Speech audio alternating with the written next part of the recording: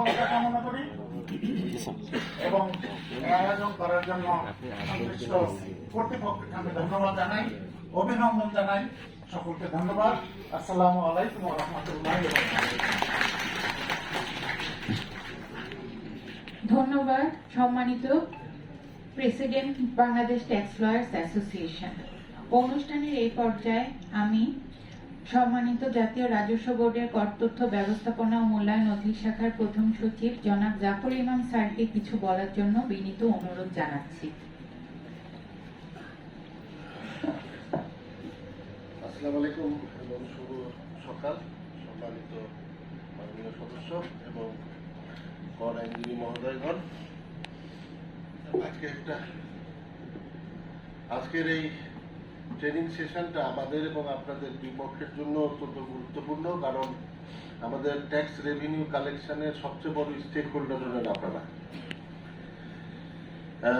এই নতুন IT system, এই সিস্টেমটা অ্যাকোমোডেট হতে আপনাদের একটু সময় লাগবে, এই কারণে ট্রেনিং মডিউলটা করা।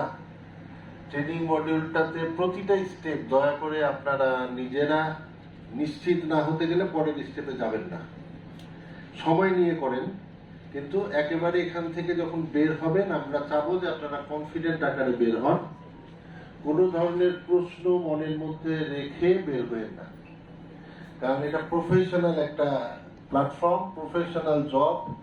এখান থেকে বের হওয়ার পর যখন আপনি সেরেস্তাতে গিয়ে আবার কাজটা করবেন, তখন যদি মনে হয় যে আরে এই জিনিসটা তো আমি ভুলে গেছি বা বুঝতে পারি নাই, তখন কিন্তু আবার আপনি আটকে যাবেন।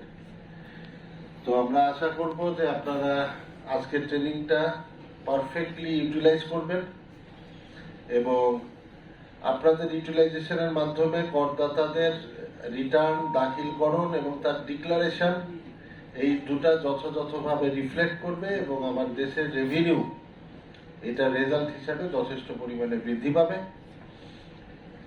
তো আপনাদের আবারও ধন্যবাদ।